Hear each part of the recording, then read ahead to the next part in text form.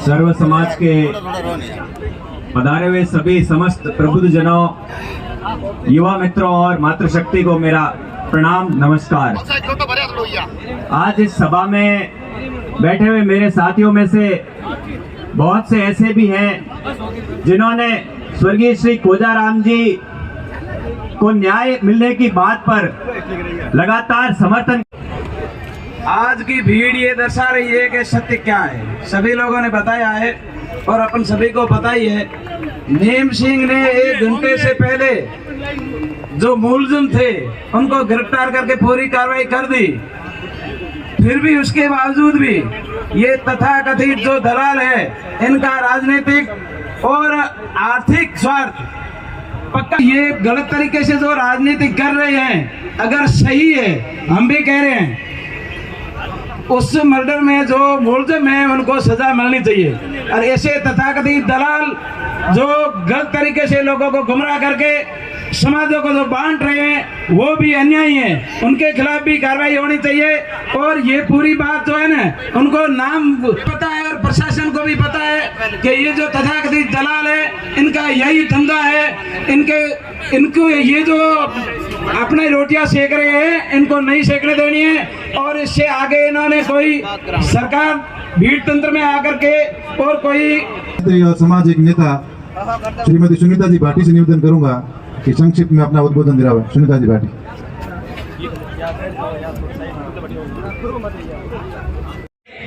इसमें जो निर्दोष है उनको न फंसाया जाए और जो दोषी है उनके खिलाफ में हमारा समाज ही पहले ही कार्रवाई करता था।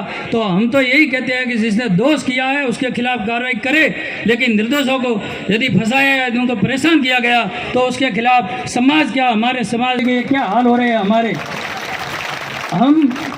हम एक पदार्थी ने समाज से सुना कि उसका पति और उसके जो सेना में थे वो सब के साथ में तो जोर में कूद पड़ी थी, उनके बेटे हैं। तो हम हमारी माँ के साथ में जब अन्याय होगा तो हम मर मिटने के तैयार हैं, मर मिटने के लिए तैयार हैं। जितना डालना हो उतना जलों में डाल दो, जाने के लिए तैयार हैं। तो समाज से कहना चाहते हैं, मेघवाल समाज से कहना चाहता हूँ कि जब भी आपने इस 4 दिन इस लाश को लेकर आप बैठे थे, आप इसको सांत्वना दे रहे थे और यहाँ से सरकार और प्रशासन के से पैसा की मांग कर रहे थे।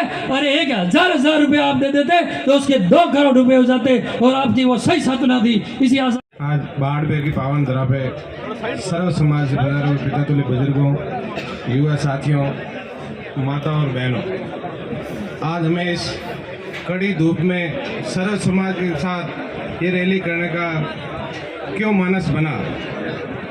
हमारे नेता इकट्ठे होते हैं जब कहते हैं कि अपराधी की कोई न तो जाति होती है न अपराधी का कोई धर्म होता है, तो इस प्रकरण को जाति से क्यों जोड़ा जा रहा है। जो अपराधी है वास्तव में, जिन्होंने अपराध किया है, हिंदुस्तान का कानून बना हुआ है, कानून के मुताबिक उनको सजा मिल जाएगी।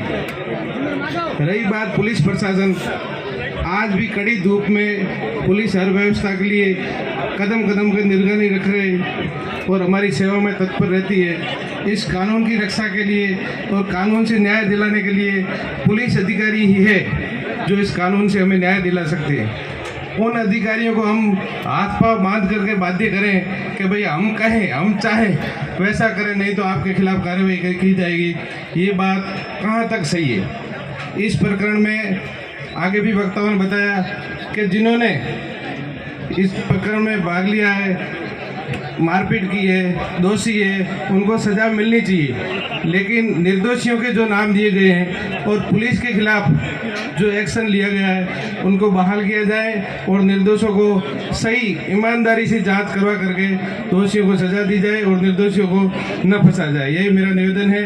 जय हिंद, जय भारत। आज इस सर्व समाज के सभा में मेरा आप सबसे यही निवेदन है कि इस मामले में निर्दोष को न फंसाया जाए और जो पुलिसकर्मी है जिनको कि सस्पेंड किया गया है या जिनको एपीओ किया गया है, इसकी जो अनुशंसा है, इस अनुशंसा पर पुनर्विचार करते हुए निष्पक्ष जांच की जाए और उनको किसी भी मामले में इस तरह के ऑर्डर में फंसाया नहीं जाए। यही मेरा पूरे प्रशासन से निवेदन है। और अंत में मैं एक बात कहना चाहता हूं कि हम सभी को इस बात पर विचार करना होगा कि एक समरस समाज की स्थापना